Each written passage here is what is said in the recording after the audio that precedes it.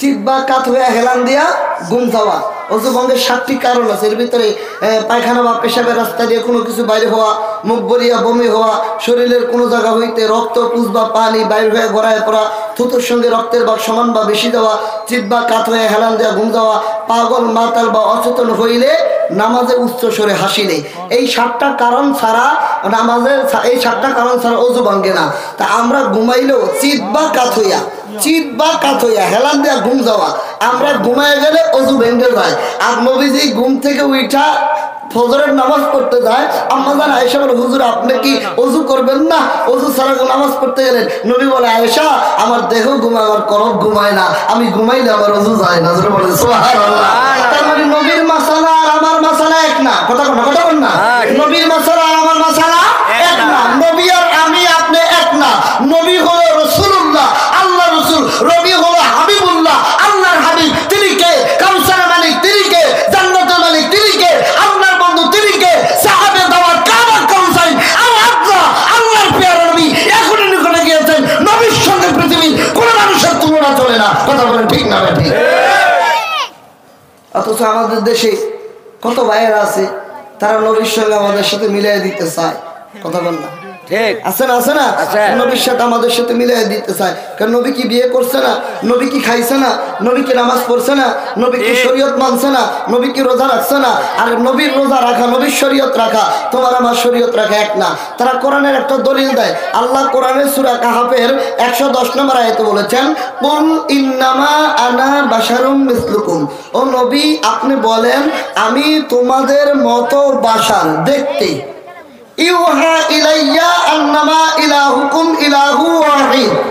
আমার কাছে ওহী আসে, তোমাদের ইলাহ হলো এক। তার মানে এই আয়াতেই তো পার্থক্য, যে আমার কাছে ওহী আসে, তার মানে এই পৃথিবীতে আর কারো কাছে ওহী আসে না। সুতরাং আমি তোমাদের মতো না। আগেরটুকু পড়ছে নবী আমাদের মতো, পরেরটুকু যে পার্থক্য, এই কথাটুকু আর মৌলবীরা কয় না। এই কথা কোন লাগে না মিয়া? খুব মন লাগায়, মন লাগাও। আসমানি কিতাব 104 খানা। জবানটা খুলে বলেন কয়খানা? 104। এর ভিতরে তাওরাত, জবুর, ইনজিল এগুলি লিখিত আকারে এসেছে কিতাব। জিবরিল আমিন তাওরাত দাউদ নবীর কাছে, তা জিবরিল আমিন তাওরাত দাউদ নবীর কাছে এসেছে। তাওরাত মুসা নবীর কাছে, ইনজিল ঈসা নবীর কাছে, জাবুর দাউদ নবীর কাছে এনে কিতাব দিয়েছেন। কিন্তু আমার নবীর প্রতি যে কোরআন নাজিল হয়েছে, এটা লিখিত আকারে আসে নাই। আপনারা যেই কোরআন পড়েন, এটা তো বাংলা বাজারে ছাপায় প্রেসে, এই প্রেসে ছাপানো কিতাব আমার নবীর জামানায় ছিল না। জিবরিল আমিনের কাছে আল্লাহ বলেছেন, জিবরিল আমিন নবীর কাছে বলেছেন, নবীজি শুনেছেন, সাহাবীদের বলেছেন। লিখিত আকারে কিতাব নবীর জামানায় ছিল না, কোরআন ছিল না। কারণ কোরআন হলো কালিমুল্লাহ, আল্লাহর কালাম। কোরআন তেলাওয়াত করলে বান্দা আল্লাহর সঙ্গে কথা বলে। এই কালাম আমার আল্লাহ আমার নবীকে দিয়েছে। তার মানে আদম নবীর কাছে কোরআন দেন নাই, নূহ নবীর কাছে কোরআন দেন নাই, ইব্রাহিম নবীর কাছে কোরআন দেন নাই, আইয়ুব নবীকে কোরআন দেন নাই। কারণ কোরআন বহন করার মতো ক্ষমতা এই নীল আকাশের নিচে, জমিনের উপরে, সৃষ্টির ভিতরে রাসূলুল্লাহ মুহাম্মদুর রাসূলুল্লাহ ছাড়া আর কাউকে আল্লাহ দান করেন নাই। জবান করে বলেন আল্লাহু আকবার। তার মানে কোরআন যেহেতু একটা, কথা বলেন কোরআন কয়টা? একটা। এই কোরআন একজনের উপর নাযিল হয়েছে, উনি কে? মুহাম্মাদুর রাসূলুল্লাহ সাল্লাল্লাহু আলাইহি ওয়াসাল্লাম। এখানেই তো পার্থক্য। আয়াত তো একটা, পার্থক্য তো করে দিয়েছেন। কুল কুল ইন্নামা আনা বাশারুম মিসলুকুম।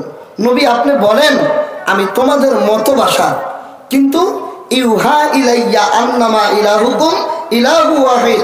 আমার কাছে ওহী আসে, তোমাদের ইলাহ মানে আল্লাহ হলো এক, সুতরাং আমি তোমাদের মতো না। এই জিনিসটা কোন মৌলবীর মুখে আজ পর্যন্ত শুনি নাই। খালি কাজ আল্লাহ কোরআন নাযিল করছে, নবীর মাঝে ওহী আসে, এই পর্যন্ত। কিন্তু আসে যে, এটা আমার উপরে আসে না, আপনার উপরে আসে না, খতিব সাহেবের উপর আসে না, মুফতি সাহেবের উপর আসে না। কোরআন এসেছে কার উপরে? মুহাম্মাদুর রাসূলুল্লাহ, একমাত্র নবীর উপরে। সৃষ্টিতে আর কোন মানুষের উপরে, মানুষ কেন কোন নবীর উপরে আমার আল্লাহ কালাম দেন নাই, কোরআন দেন নাই। সৃষ্টিতে এই কোরআন পাওয়ার উপযুক্ত বলেন একজন। বলেন কয়জন? জবান খুলে বলেন কয়জন? তিনি হলো মুহাম্মাদুর রাসূলুল্লাহ। খুব মন লাগান একটা গল্প বলি। এটা কেন হয়েছে জানেন? না বুঝার কারণে। আমাদের তাকান, এই আয়াত তো আমরাও পড়ছি, তারাও পড়ছে, অন্যান্য মানুষও পড়ছে। কিন্তু বুঝে না কেন? বুঝে না একটা কারণে, আমাদের দেশে এক ছেলেরে পড়াইতে পারিয়েছে স্কুলে, তো স্যারে পড়াইতেছে ইংলিশ, বাবা পড়ো, মাই হেড আমার মাথা, মাই হেড আমার মাথা। স্যারে পড়াইতেছে, ছাত্র পড়ে মাই হেড আমার মাথা। স্যারে বলতেছে বাবা আগামীকাল এই পড়াটা মুখস্থ করে আসবা, তারপরে তোমার পড়াটা আমি ধরবো। তো এই ছেলে সকালবেলা ছুটি নিয়ে বাড়ি গেছে, সন্ধ্যার সময় ঘরে কুপি জ্বালাইয়া বা লাইট জ্বালায় পড়তেছে মাই হেড স্যারের মাথা, মাই হেড স্যারের মাথা, মাই হেড স্যারের মাথা। ঘর থেকে মাই কয় জব্বারের ভূত কি কস, মাই হেড মানে নিজের মাথা, কারণ আমার স্যারে বলছে মাই হেড আমার মাথা, তো আমিও পড়তেছি মাই হেড স্যারের মাথা। ছেলে কয় আমি পড়ছে কিন্তু বুঝে নাই, মাই হেড যে পড়বে আমি, মাই মানে কি আমি, হেড মানে মাথা, যে পড়বে সে বলবে মাই হেড আমার মাথা। তো ওই লোক কুল ইন্নামা আনা বাশারুম মিসলুকুম, আমি তোমাদের মতো মানুষেরা পড়ছে ইউহা ইলাইয়া আন্নামা ইলাহুকুম ইলাহু ওয়াহিদ, আমার কাছে ওহী আসে তোমাদের ইলাহ, সুতরাং আমি তোমাদের মতো না। এইটা তারা বুঝে না। কথা বলেন না কেন? কেন বুঝে নাই? কেন বুঝে নাই? সেই বুঝটা তাদের হয় নাই। কারণ এই বুঝ পাইতে গেলে ওলি আল্লাহর দরবারে যাওয়া লাগে। এজন্য আল্লাহ সূরা কাহফের 17 নম্বর আয়াতে বলেন মাইয়াহদিহিল্লাহু ফাহুয়াল মুহতাদিন ওয়া মান ইদলিল ফালান তাজিদ লাহু ওয়ালিয়াম মুরশিদা। আল্লাহ বলেন আমি যাকে হেদায়েত দেই সেই হেদায়েত পায়, আমি যাকে পথভ্রষ্ট করি গোমরাহ করি সেই ব্যক্তিকে কোনো ওলিকে, সেই ব্যক্তি কোনো ওলিকে মুর্শিদ হিসেবে পাবে না। কাজেই যারা মুর্শিদের পথে আছে আল্লাহর কোরআনের দৃষ্টিতে তারা হেদায়েতের পথে আছে, যারা মুর্শিদের পথে আছে আল্লাহর কোরআনের দৃষ্টিতে তারা সঠিক পথে আছে। যারা বলে নবী আমাদের মতো সাধারণ মানুষ তাদের মুর্শিদ নাই, আর আপনি যারা পীরের মুরিদ, চাই কোনো পীরের মুরিদ হন না কেন, সুন্নি তরিকতপন্থী, আপনি রিকশাওয়ালা, আপনি ব্যানওয়ালা, আপনি কৃষক, আপনি রাখাল, আপনি চায়ের দোকানদার, আপনিও বুঝেন নবী আমাদের মতো না। কারণ আপনি তো মুফতি না, আপনি তো মুফাসসির না, আপনি তো মুহাদ্দিস না। আপনি বুঝেন কেন? বুঝার কারণ হলো আপনার মুর্শিদ আছে, আপনার মুর্শিদ আপনারে সঠিক ব্যাখ্যাটা জানাই দিয়েছে। কথা বলেন ঠিক না ঠিক? মুর্শিদ বিনে খোদা মিলে না, বলেন মুর্শিদ বিনে খোদা মিলে না রে মন দেওয়া না, মুর্শিদ বিনে খোদা মিলে না। আল্লাহ পাক কোরআনে বলে মুর্শিদ দইরা ডাকো মোরে রে, আরে তবেই তুমি পাইবা মোর ঠিকানা রে মন দেওয়া না, বলেন মুর্শিদ বিনে খোদা মিলে না, মুর্শিদ বিনে খোদা মিলে না রে মন দেওয়া, মুর্শিদ বিনে খোদা মিলে না। পীর মুর্শিদের খেদমত করলে আল্লাহ রাসূল তাতে মিলে, এই কথাটি মসনবীর বর্ণনা রে, এই কথাটি রুমির বর্ণনা রে মন দেওয়া না, বলেন মুর্শিদ বিনে খোদা মিলে না, বলেন মুর্শিদ বিনে খোদা মিলে না রে মন দেওয়া না, মুর্শিদ বিনে খোদা মিলে না। জবান খুলে বলেন মারহাবা, আর জবান মারহাবা। তাহলে এই সূরা কাহফের 110 নম্বর আয়াতের তাফসীর করেছেন জগৎ বিখ্যাত তাফসীরের কিতাব তাফসীর মাযহারি শরীফের ভিতরে আল্লামা কাজী সানাউল্লাহ পানিপতি রহমাতুল্লাহ আলাইহি লিখতেছেন, আমার কথা না, আমার পীর আট্টশী হুজুরের কথা না, আমার ওস্তাদ মুফতি শরীফুল ইসলাম সাইফি সাহেবের কথা না, যে ব্যাখ্যা করেছেন আল্লামা কাজী সানাউল্লাহ পানিপতি। কেন আল্লাহ পাক নবীকে বললেন আপনি বলে দেন আমি তোমাদের মতো বাসার মানুষ? এটা বলার কারণটা কি? বলার কারণ হলো আল্লাহর পয়গম্বর ঈসা আলাইহিস সালাম কবরস্থানে যায় বলতো কোন বিজনিল্লাহ, বলার সাথে সাথে কবর থেকে মরা মানুষ জিন্দা হয়ে দাঁড়ায় যাইত।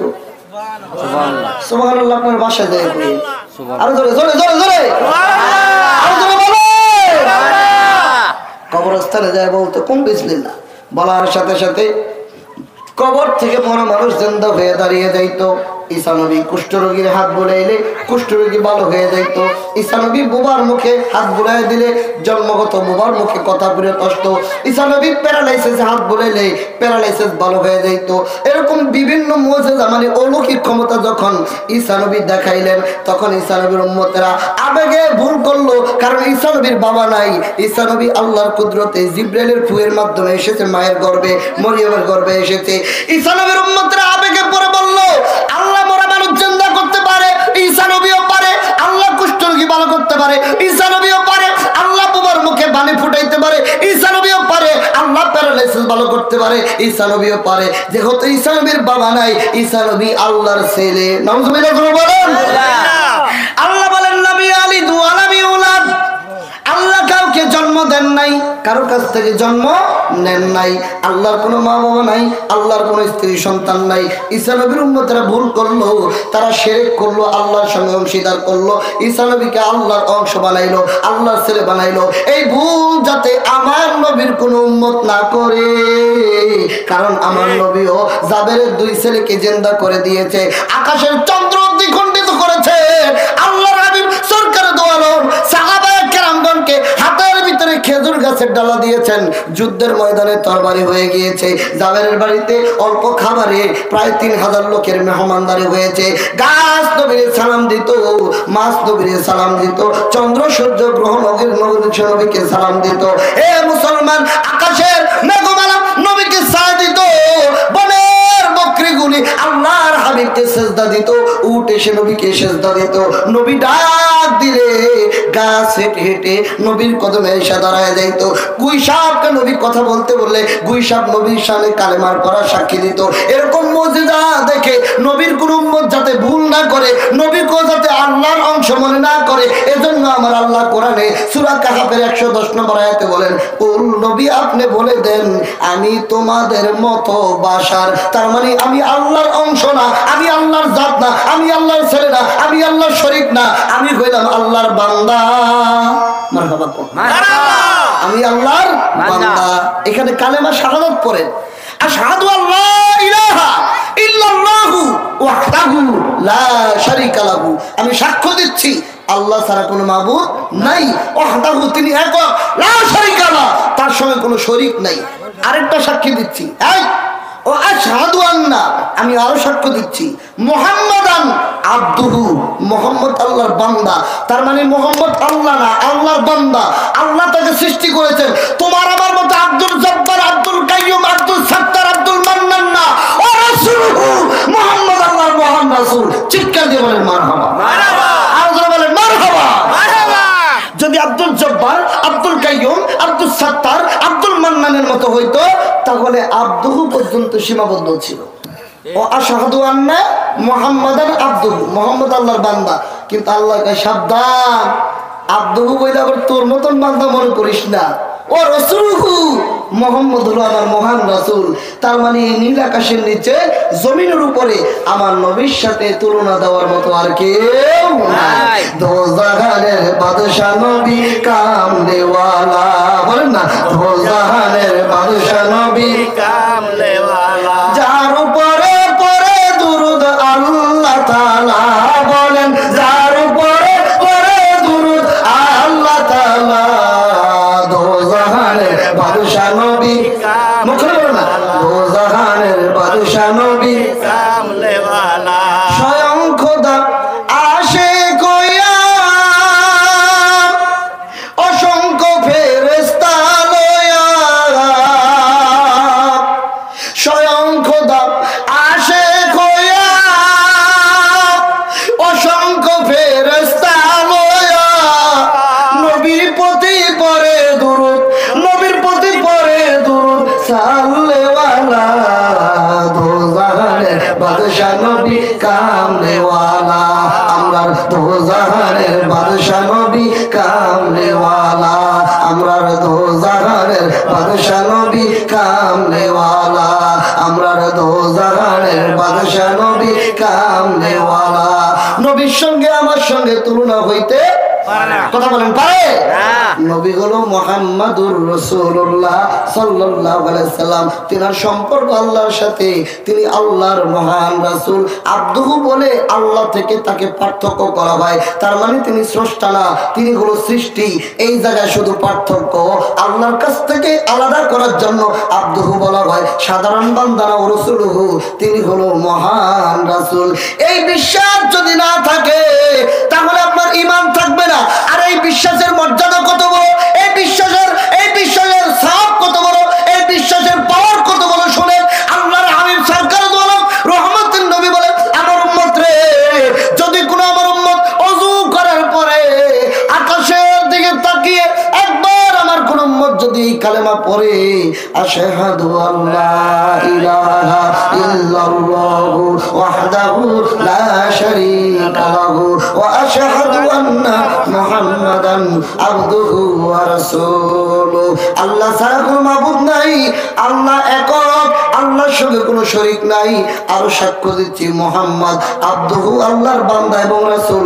এই সাক্ষী দেওয়ার সাথে সাথে আল্লাহর পয়গম্বর রহমতের নবী বলে, যে ব্যক্তি ওযু করার পরে আকাশের দিকে তাকায় কালেমাটা পড়বে, আমার আল্লাহ তার জন্য জান্নাতের 8টা দরজা খুলে দিবে। এবার বলেন ইয়া রাসূলুল্লাহ, এই নবীর এই কালেমা পড়ার কারণে আকাশের দিয়ে পড়ার সাথে সাথে আপনার জন্য জান্নাতের 8টি দরজা কিয়ামতে খুলে যাবে। আপনারা বলেন, ওই নবীকে ভালোবাসা, ওই নবীর প্রতি ঈমান আনা, ওই নবীকে মহব্বত করা আমাদের দরকার আছে না নাই? আছে। কার কার দরকার নাই? এতটা আছে। সর্বনাশ, দরকার নাই? দরকার আছে। এটা ভুলে উঠে ফেলেছে আর কি, ঠিক না? আমাদের নবীকে দরকার আছে না নাই? কার কার দরকার আছে? আদরে দেখার আল্লাহ উঠান উঠান, যারা দরকার আছে নারায়ে তাকবীর, নারায়ে রিসালাহ। নবী আছে যেখানে, বলেন নবী আছে যেখানে, নারায়ে তাকবীর, আলহামদুলিল্লাহ বলেন, জোরে বলেন, জোরে বলেন। আরে নবী আছে যেখানে, আমরা আছি সেখানে। সে দরবার যেটা হোক না, অসুবিধা নাই। কথা বল না কেন? পীর আমার আলাদা হইতে পারে, দরবার আমার আলাদা হইতে পারে, তরিকা আমার আলাদা হইতে পারে, নবী তো আমাদের সবার একজন। ওই নবীর পক্ষে যারা, আমরাও তাদের পক্ষে। ওই নবীর বিপক্ষে যারা, আমরাও তাদের বিপক্ষে। একদল ব্যাককল টাইপের মৌলবী, এগুলির আমি বলি শিক্ষিত মূর্খ। বলবেন আনসারী সাহেব, আপনি তো তার সমকক্ষ না, আপনি তার বিরুদ্ধে বলেন কিভাবে? কেন বলি জানেন? সেও তো আমার নবীর সমকক্ষ না। সে যদি নবীর সমকক্ষ না হইয়া নবীর বিরুদ্ধে বলতে পারে, আমিও তো তার সমকক্ষ না হইয়া নবীর দুশমনের ভুল ধরাই দিতে পারি। কথা বলেন। আল্লাহ পাক সূরা বাকারায় বলছেন, খবরদার আমার নবীকে তোমরা রাখাল বলবা না। আল্লাহু আকবার বলেন। আল্লাহু আকবার। কি বলবা না? রাখাল। নবী মা খাদিজার বাড়িতে তার মহামূল্যবান সময় দিয়েছেন। নীল আকাশের নিচে আমার নবীর সময়ের চেয়ে মূল্যবান সময় আর কি কারো আছে? সেই মহান সময় নবীজি খাদিজার বাড়িতে ব্যবসার কাজে ব্যয় করেছেন। কিন্তু আমাদের দেশের সেই ইংলিশ বক্তা, তিনি যশোরে সেই দিন বলেছে যে মুহাম্মদ সাল্লাল্লাহু আলাইহি ওয়াসাল্লাম মা খাদিজার বাড়িতে কাউবয় ছিল, মানে রাখাল ছিল। নাউজুবিল্লাহ বলে। মুহাম্মদ কাউবয়, ইংলিশে বলে কাউবয়, বাংলায় বলে রাখাল, আরবিতে বলে রাইনা। কি বলে? রাইনা। যেমন ফার্সিতে বলে, নাম বলার দরকার নেই, নবীর দুশমনদের সবাই চিনে। শোনেন, নবীর দুশমনদের সবাই চিনে, নাম বলার কোনো প্রয়োজন নাই। তো মনে রাখবেন, নবীর স্বার্থে, ইসলামের স্বার্থে, নবীর প্রেমের স্বার্থে নাম কেন, নামের উপরও যদি বলা লাগে তাও আমরা বলতে রাজি আছি। কারণ নবীর মহব্বতের কাছে আমরা অন্য কাউকে আমরা যেটা ভয় পাইতে চাই না, আমরা অন্য কারোর কাছে মাথা নত দিতে চাই না। নবীর মহব্বতে, নবীর মায়ায় মাথা নত করলে একজনের কাছে করবো, তিনি হলো আমার আল্লাহ। কথা বলেন ঠিক না? মন লাগাই দেন। ফার্সিতে বলে নামাজ, আরবিতে বলে সালাত, ইংলিশে বলে পেয়ার। যেটাকে নামাজ বলে ফার্সিতে, ওইটারে আরবিতে সালাত বলে, ওইটাকে ইংলিশে পেয়ার বলে। যেটাকে ইংলিশে কাউবয় বলে, ওইটাকে বাংলায় রাখাল বলে, ওইটাকে আরবিতে রায়না বলে। সূরা বাকারার 104 নম্বর আয়াতে আমার আল্লাহ বলেন, ইয়া আইয়ুহাল্লাযীনা আমানু লা তাকুলু রাইনা ওয়া কুলু যুরনা ওয়াসমাউ ওয়ালিল কাফিরিনা আযাবুন আলিম। হে ঈমানদারগণ, আমার নবীকে লা তাকুলু রাইনা, রাইনা মানে রাখাল, রাখাল বইল না, কাউবয় বলিও না। ১,৫০০ বছর আগে আল্লাহ পাক নবীকে কাউবয় বলতে নিষেধ করেছেন, রাখাল বলতে নিষেধ করেছেন। কেন বলেছেন? আমি মনে করি আল্লাহ জানে কিয়ামত পর্যন্ত এই দেশে মানুষ আসবে, কিয়ামত পর্যন্ত কালেমা গ্রহণ করবে, কিয়ামত পর্যন্ত নবীর দুশমন থাকবে। নবীর দুশমনরা নবীর মানিজ্য ছোট করার জন্য বিভিন্ন সম্পর্কে বিভিন্ন ভাবে বাজে কথা বলার জন্য বিভিন্ন মন্তব্য করবে। এজন্য আমার আল্লাহ কোরআনে জানিয়ে দিয়েছেন, রাসূলকে রাখাল বলিও না, রাইনা বলিও না, কাউবয় বলিও না। কাউবয় বলা কাফেরদের চরিত্র, ইহুদিদের চরিত্র।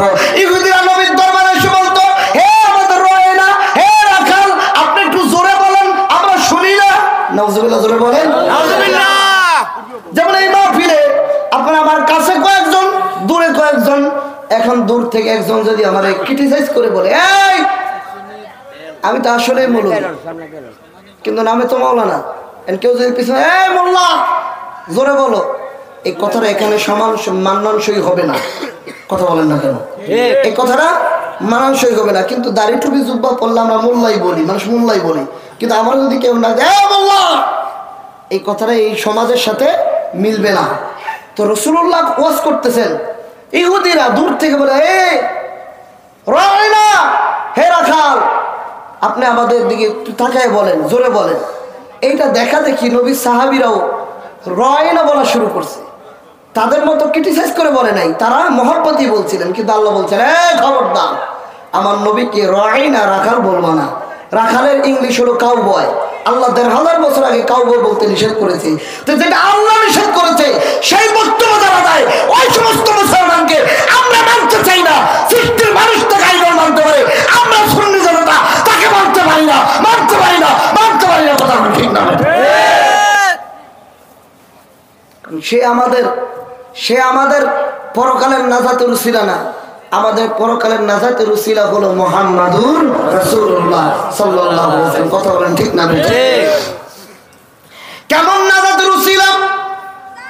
আশরাফ আলী থানভী সাহেব তানবীর সিরাজ ফি লাইলাতুল মিরাজ কিতাবে লেখেন, নবী আমার একেবারে উপরে যখন আল্লাহর কাছে কথা বলেন, এক পর্যায়ে আল্লাহ বলেন, হাবিবু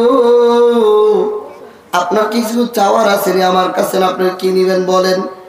নবী আমার ডাক দিয়ে বলে, আল্লাহ আমার উম্মতের গুনাহগুলিকে আপনি দয়া করে মাফ করে দেন।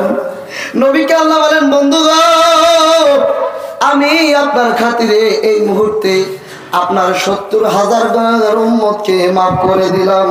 সুবহানাল্লাহ। আর কি কিছু চাওয়ার আছে? নবীজি বলেন, হ্যাঁ আছে। কি চাইবেন? আল্লাহ আমার গুনাহগার উম্মত মাফ করে দেন। বলে, আরো ৭০,০০০ মাফ করলাম, আর কি চান? আমার গুনাহগার উম্মত মাফ করেন, আরো ৭০,০০০ মাফ করলাম, আর কি চান? মার জন্য চায় না রে, বাবার জন্য চায় না, স্ত্রীর জন্য চায় না। এ সুন্নি জনতা, কোন নবীর কথা বলতেছি, কোন নবীর পক্ষে আপনি শুনেন? আমাকে আপনাকে যদি কেউ, জুবাইর ভাই যদি বলে, আনসারী ভাই, আমার যত সম্পদ আছে যা চান আপনাকে দিব, আমার চাওয়ার কোনোটা বাকি থাকতো না। মা বাবা, খালাতো ভাই, ফুফাতো বোন, আত্মীয় স্বজন সবার জন্য চাইতাম। আল্লাহকে বন্ধু আপনি কি চাইবেন? চান নবীকে আল্লাহ আমার উম্মত মাফ করেন। আল্লাহ বলেন, ৭০,০০০ মাফ করলাম, আর কি চান? আমার উম্মত মাফ করেন, আরো ৭০,০০০ মাফ করলাম, আর কি চান? আমার উম্মত মাফ করেন, আরো ৭০,০০০ মাফ করলাম, আর কি চান? এইভাবে একবার না, দুইবার না, আমার আল্লাহ ৭০০ বার বলে, বন্ধু গো আপনি কি চান, আপনি কি চান? ৭০০ বার আমার নবী বলে, আল্লাহ আমার গুনাহগার উম্মতের মাফ করে দেন। সুবহানাল্লাহ, ইয়া রাসূলুল্লাহ। ৭০০ বার বলে আমার উম্মত মাফ করে দেন। ৭০০ বার বলার পরে আল্লাহ নবীকে আল্লাহ বলেন, বন্ধু এখন আপনি কি চান? ৭০১ বারের মাথা আমার নবীকে, আল্লাহ এবার আমার গুনাহগার উম্মত মাফ করে দেন। তখন আল্লাহ বলেন, বন্ধু থামেন, এখানে আপনি আর আমি, আর তো কেউ এখানে নাই। আপনি চান আর আমি দিয়ে দেই, এটা তো পৃথিবীর কেউ দেখলো না গো বন্ধু। আপনি থামেন, থামেন।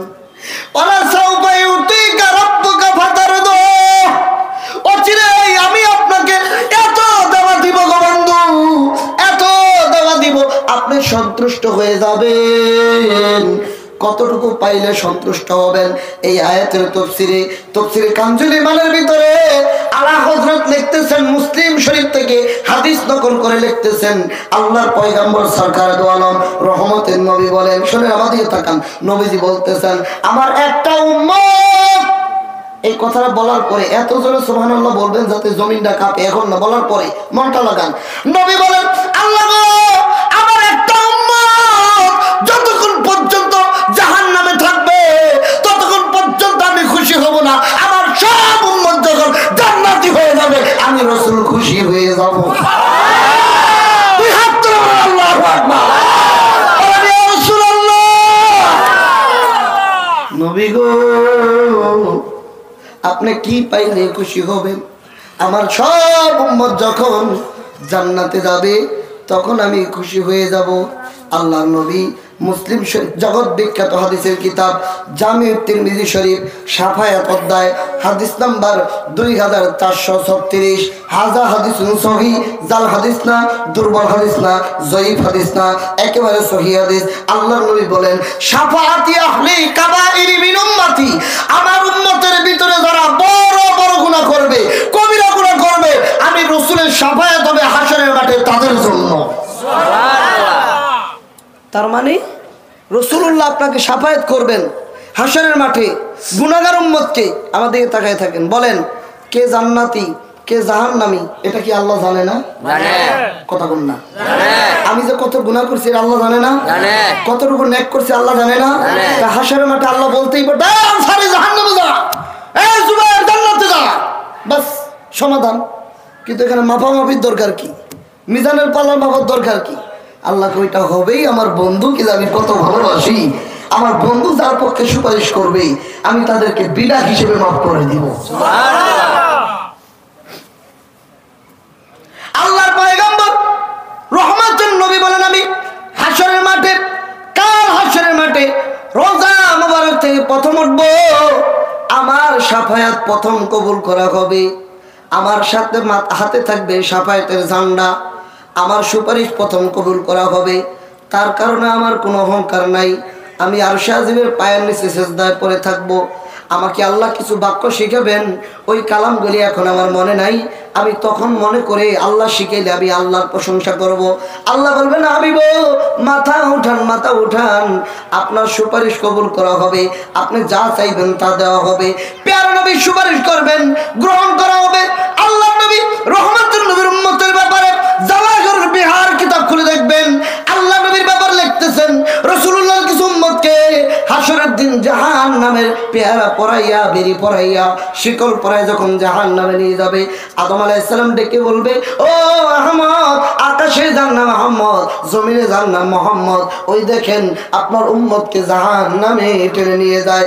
নবী আমার পিছন দিকে ডেকে বলবে, ফেরেশতারা রে, রাখো রে, রাখো রাখো, আমার এতিম উম্মত কোথায় তোমরা টেনে নিয়ে যাও। ফেরেশতারা শুনবে না, আল্লাহ ডেকে বলবে, এ ফেরেশতারা চরম বেয়াদবি, আমার বন্ধু রহমাতুল লিল আলামিন ডাকে, কেন আমার বন্ধুর ডাকে সাড়া দাও না? ফেরেশতারা পিছন দিকে তাকাবে, ইয়া রাসূলুল্লাহ কি হয়েছে আপনার, কেন আপনি ডাকতেছেন? নবী বলবে, ফেরেশতারা রে, আমার উম্মত কোথায় নিয়ে যাও? ফেরেশতারা বলবে, হুজুর আপনার উম্মতের নেকের পাল্লা কম হয়ে গেছে,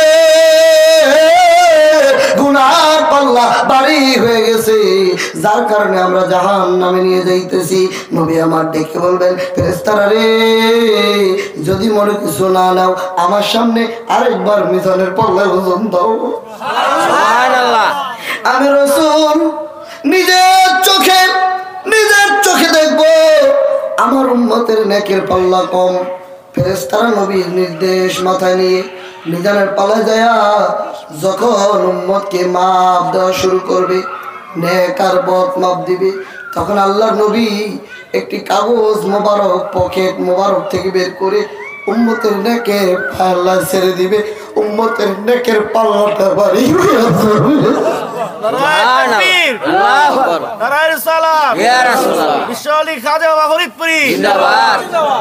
একজন উম্মত নবীর কদমে বলবে, কে আপনাকে, আপনাকে আজকের এই বিপদের দিনে মাপ পরিচয় দিল না, বাবা পরিচয় দিল না, কত আত্মীয় স্বজনের কাছে গেলাম একটা নেকের জন্য কেউ দিল না। যে বন্ধু বান্ধবের জন্য কত নামাজ কাজা করেছিলাম, কত রোজা ছেড়ে দিয়েছিলাম, কত রাত বন্ধুদের আড্ডায় করে কাটিয়েছি, সেই বন্ধুদের কাছে গেলাম একটা নেক দিল না। আপনি কে? আজকের এই বিপদের দিনে জাহান্নাম থেকে বাঁচাইয়া জান্নাতের ব্যবস্থা করে দিলেন। কোথায় আপনার বাড়ি, কোথায় আপনার ঘর? আপনার পরিচয় না বললে আপনার কদম আমরা ছাড়বো না। ডাক দিয়ে বললে, ও উম্মতি, আমার চিনো না, আমি তোমার নবী। আল্লাহু আকবার বলে, আমি তোমার নবী রাহমাতুল লিল আলামিন। দুনিয়ায় কেঁদেছি, রওজায় কেঁদেছি, এখনো কাঁদতেছি। আমি তোমার নবী মুহাম্মদ রাসূলুল্লাহ সাল্লাল্লাহু আলাইহি ওয়াসাল্লাম। আপনি নবী আমার জীবনের জীবন, বলেন না, আপনি নবী আমার জীবনের জীবন। আল্লাহর নবী, মায়ার নবী গো, আপনি আমার জীবন।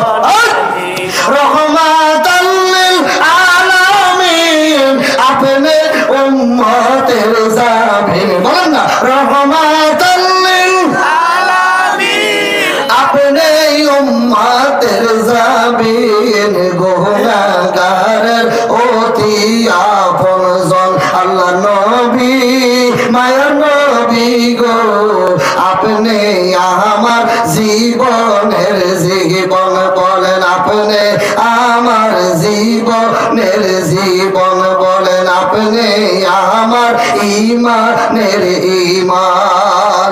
উম্মত বলবো, হুজুর বুঝলাম আপনি আমার নবী, আপনার সুপারিশে আমরা নেক পাইলাম, কিন্তু ইয়া রাসূলুল্লাহ এমন কি জিনিস দিলেন যেটার কারণে আমাদের নেকের পাল্লাটা ভারী হয়ে গেল? আল্লাহু আকবার বলেন। এমন কি দিলেন হুজুর? নবী আমার ডাইকা বলে, উম্মত রে, তোমরা যখন দুনিয়াতে আমি নবীর উপরে দুরূদ শরীফ পড়তাম, মহব্বতে মহব্বতে পড়তা, আল্লাহুম্মা সাল্লি আলা মুহাম্মদ বলতা, সাল্লাল্লাহু আলাইহি ওয়াসাল্লাম বলতা, আল্লাহুম্মা সাল্লি আলা সাইয়্যিদিনা মুহাম্মাদ ওয়াসিলাতি ইলাইকা ওয়া আলিহি ওয়াসাল্লাম বলতা, আল্লাহুম্মা সাল্লি আলা মুহাম্মাদ ওয়া আনজিলহুল মাকদাল মুকাররাবা ইন্নাকা ইয়াউমাল কিয়ামা বলতা, আল্লাহুম্মা সাল্লি ওয়া সাল্লিম আলা নাবিয়্যিল উম্মি ওয়া আলা আলিহি ওয়া আসহাবি। এভাবে বিভিন্ন ভাবে আমি নবীর উপরে দুরূদ পড়তা। এই দুরূদগুলি ফেরেশতা আমার কাছে জমা রাখতো। সেই দুরূদের কাগজটা আজকে তোমার আমলনামায় দেওয়ার কারণে তোমার আমলনামাটা ভারী হয়ে গেছে। জোরে বলে সুবহানাল্লাহ। বলেন আল্লাহু আকবার। তাহলে কাল হাসরের মাঠে যখন আপনার আমলনামা কম হয়ে যাবে, নেক কম হয়ে যাবে, আপনার এই আইডল, আপনার এই ইংলিশ বক্তা আপনার সুপারিশ করবে না। আপনার যিনি সুপারিশ করবে তিনি হলো রাহমাতুল লিল আলামিন, উম্মতের দরদি নবী। জোরে বলেন, শাফিউল মুজনাবিন, রাহমাতুল লিল আলামিন। সেই নবীর সুপারিশ যদি পাইতে চান, নবীর প্রতি ভক্তি শ্রদ্ধা তাজিম থাকতে হবে। নবীর সামনে যাতে কোনো বেয়াদবি না হয়, কারণ মুনাফিক দুই রকম। মারহাবা। কয় রকম? একটা হলো আমলিগত, আরেকটা আকীদাগত। আমলিগত কি? বুখারী হাদিস। আমলিগত হলো মুনাফিকের আমল হলো চরিত্র, যখন কথা বলে মিথ্যা কথা বলে, আমানত রাখলে খেয়ানত করে, ওয়াদা দিলে ভঙ্গ করে। আরেক হাদিসে আসছে যখন ঝগড়া লাগে তখন গালাগালি করে। এই চারটা হলো মুনাফিকের আমলিগত স্বভাব, এগুলো মুনাফিকের স্বভাব। কিন্তু আল্লাহর কোরআনে সূরা মুনাফিকুনের 8 নম্বর আয়াত আল্লাহ বলেন, অলিল্লাহিল ইজ্জাতু ওয়ালিরাসূলিহি ওয়ালিল মুমিনিনা ওয়ালাকিন্নাল মুনাফিকিনা লা ইয়ালামুন। ইজ্জত হলো আল্লাহর জন্য, ইজ্জত হলো রাসূলের জন্য, অলিল মুমিনিনা কামেল মুমিন আউলিয়া কেরামদের জন্য, ওয়ালাকিন্নাল মুনাফিকিনা লা ইয়ালামুন। মুনাফিকরা তা বুঝে না। কাজে আল্লাহর কোরআন সূরা মুনাফিকুনের 8 নম্বর আয়াত দ্বারা প্রমাণ হলো, যারা আল্লাহকে ইজ্জত দেয় না আল্লাহ বলেন তারা মুনাফিক, যারা রাসূলকে ইজ্জত দেয় না আল্লাহ বলেন তারা মুনাফিক, যারা ওলিদের ইজ্জত দেয় না আল্লাহ বলেন তারা মুনাফিক। একুদি হলো আকীদাগত মুনাফিকি, আমলিগত না, আকীদাগত। কারণ তার মনের ভিতরে নিফাকি, যার কারণে তার সামনে নবীর প্রশংসা করলে তার মুখটা কালা হয়ে যায়। কথা বলেন না? কিরে বাবা, আমার সামনে যে নবীর কথা বললে আমার হাসি আসে, নবীর কথা বললে আপনাদের মনে আনন্দ আসে। কথা বল না? নবীর কথা বলে মুখে হাসি আসে, উজ্জ্বল হয়। নবীর কথা বলে চোখে পানি আসে। তাহলে বোঝা গেল আপনার ভিতরে ঈমান আছে। আর নবীর গুণগান করলে তার মুখ কালা হয়ে যায়, নবীর প্রশংসা করলে তার মুখ বেজার হয়ে যায়, তাহলে বোঝা গেল তার অন্তরের ভিতরে নিফাকি হয়ে গেছে, মুনাফিকি হয়ে গেছে। এগুলো হলো আকীদাগত মুনাফিক। আর এই আকীদাগত মুনাফিকরাই ওয়াজের ভিতরে নবীর বিরুদ্ধে নারায়ে তাকবীর, প্রধান বক্তার আগমন, মুফতি সাহেবের আগমন, নারায়ে তাকবীর, এলাকাবাসীর পক্ষ থেকে, এলাকাবাসীর পক্ষ থেকে নারায়ে তাকবীর। এইমাত্র আমাদের মাঝে ষষ্ঠী বাংলার আজকের মাহফিলের প্রধান বক্তা হযরত আল্লাহ মাওলানা মুফতি শরীফুল ইসলাম সাহেব সাহেব, যারা বাহিরে আছেন দূর দূরান্ত থেকে সময় চলে আসেন, হুজুর এখনই আপনাদের মাঝে মূল্যবান আলোচনা করবেন। ওয়া মা আলাইনা ইল্লাল বালাগ। আসসালামু আলাইকুম ওয়া রাহমাতুল্লাহি ওয়া বারাকাতুহু।